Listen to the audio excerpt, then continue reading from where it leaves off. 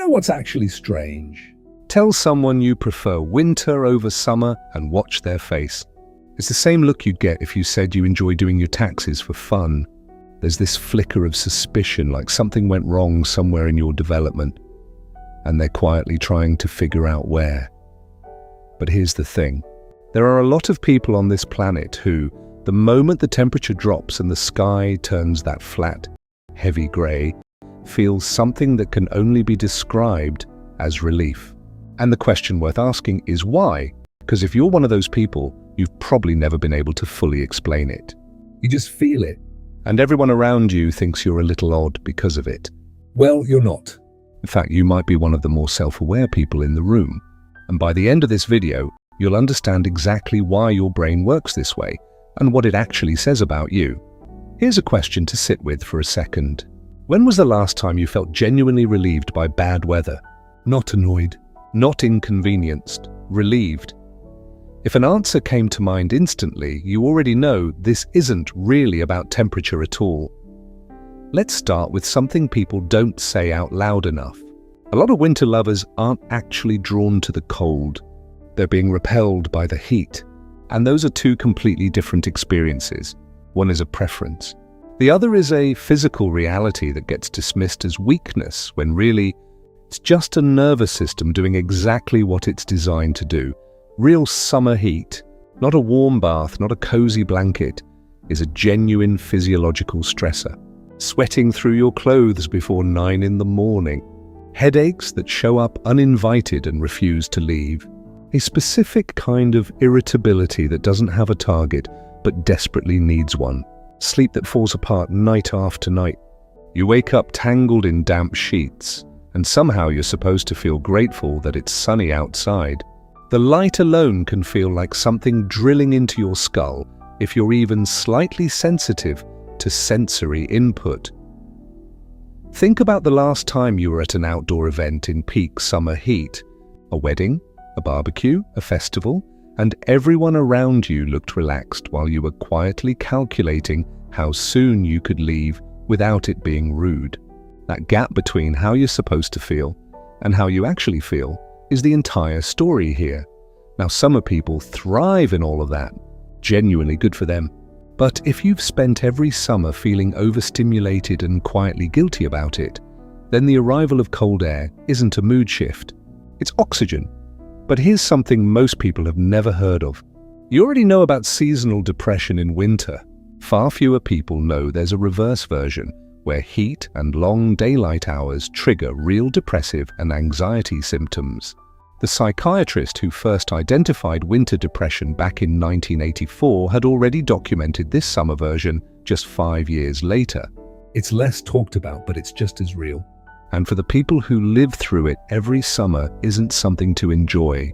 It's something to survive. So why doesn't anyone talk about this version?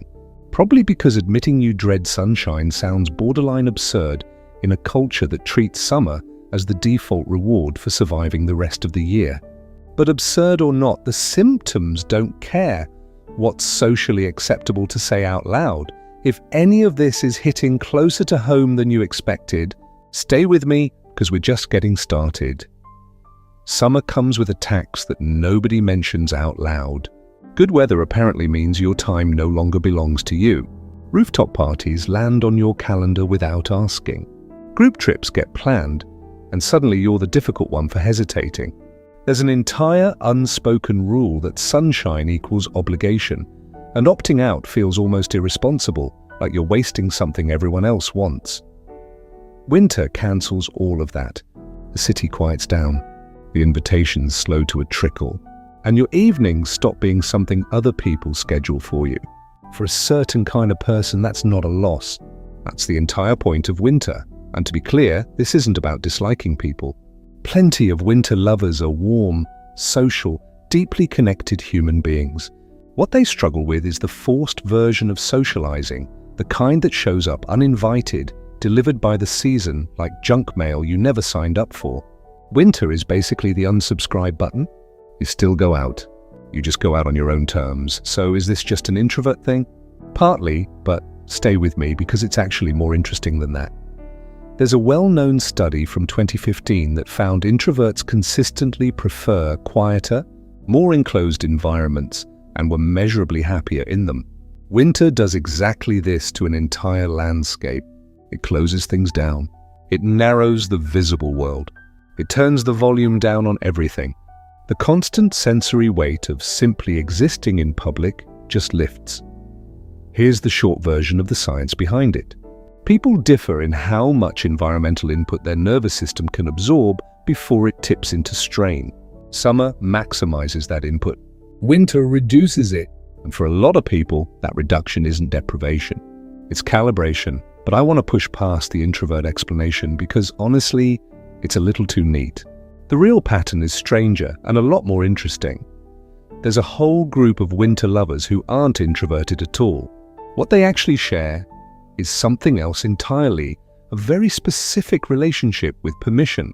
Modern life runs on performance, productivity, and constant visibility, and summer amplifies every part of it. Long, bright days start to feel like a moral argument for doing more and more and more. Even rest starts to feel like it needs to look effortful.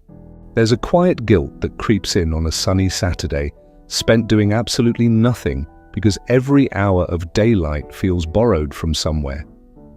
Winter cancels that debt completely. Darkness arrives early. The cold gives you an actual reason to stay in.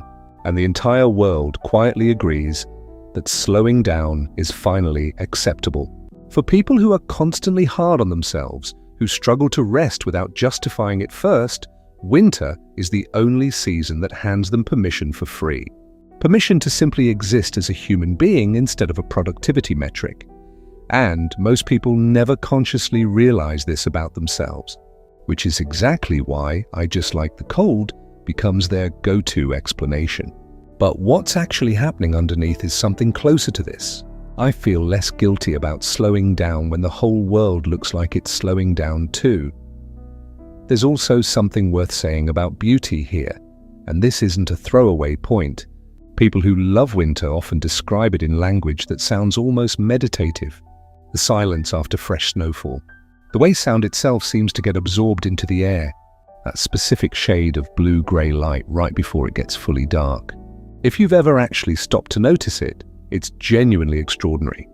Paying attention to those small, quiet, easily overlooked details tends to come from a particular kind of mind, one that favors depth over speed, absorption over constant scanning, the kind of person who rereads the last chapter of a book, or notices a shift in someone's tone before they've even finished their sentence. Winter rewards exactly this kind of attention in a way summer, with all its noise and motion, simply doesn't. And then there's identity, which might be the most overlooked part of all this. Summer comes with a costume. There's an entire performance baked into it. The social version of you, the active version, the one with plans and enthusiasm for things that happen outdoors, in direct sunlight, in front of other people. A lot of people wear that costume comfortably. Some people find it exhausting in ways they can never quite put into words. Winter hands you your actual face back, the version of you that exists at home, on your own schedule, without an audience watching. And for people whose inner life runs deeper than what they show on the outside, which is far more people than you'd think, that return feels like finally taking off shoes you've been wearing for 6 straight months.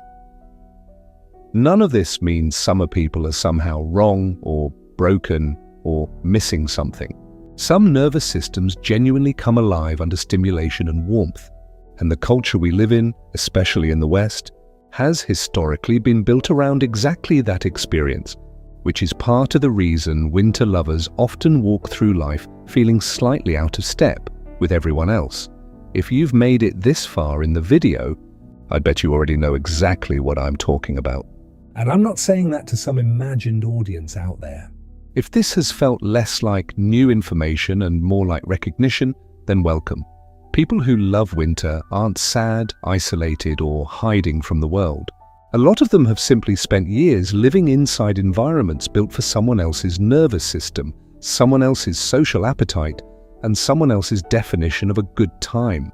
And for a few months out of the year, the world finally rearranges itself around theirs. So the next time someone gives you that look for saying you prefer winter, you'll know exactly what's actually going on underneath that preference. It was never really about the weather. If any part of this felt like it was describing you a little too accurately, that's usually a sign your mind runs a bit hotter than most.